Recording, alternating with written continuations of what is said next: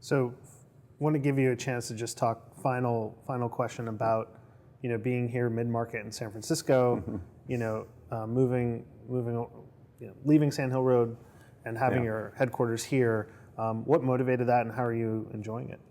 Yeah, it's an interesting back to the future, because the beginning of the venture business, a lot of people were based in San Francisco. They weren't in mid-market. They were in one Embarcadero and a big, glass tower, cement and glass tower. The first thing is we really don't have a headquarters. And I think it's interesting when you think about our business, it's field-based. So we spend 4 days a week out and about. One day, Monday, we come together as a partnership. And that's where companies come and present. And it's the sort of the theater of a Monday in a partnership is shared through the industry. And we came to realize years ago that the center of gravity in our portfolio had become split. So bimodal, Silicon Valley, Palo Alto, Mountain View area, and San Francisco.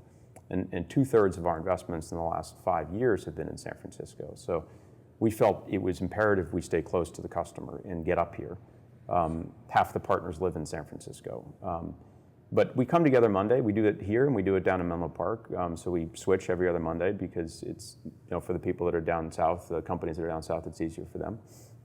And I think the long-term belief is that San Francisco is going to only increase in relevance in the industry. And there are a number of reasons for that, I think, which are structural, not just cycle-based, which is to say a fad of what you would have seen in 2000, 99, 2000. It was very much cyclical, a sign of the bubble.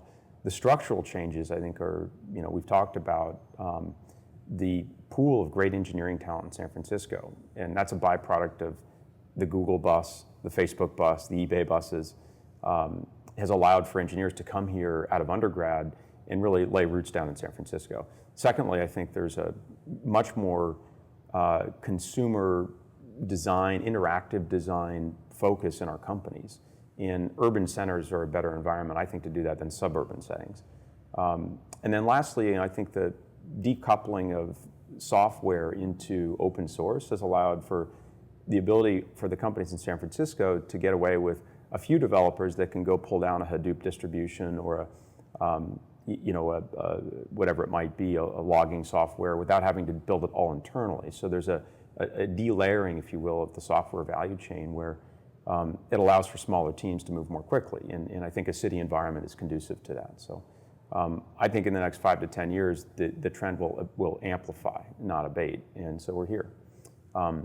One last thing about our offices is that there are no offices. So you might have noticed if you walk throughout Benchmark today, the partners got rid of their offices as a really reflection of the type of companies that we work with and want to work with is transparency and being open and collaborative.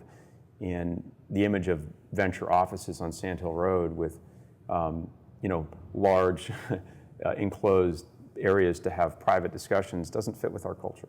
And so we have instead a very open, organic feel in the building, and we hope that shows, in a reflection of who we are, and how we practice the business. Great. Peter, thanks so much. Thank you.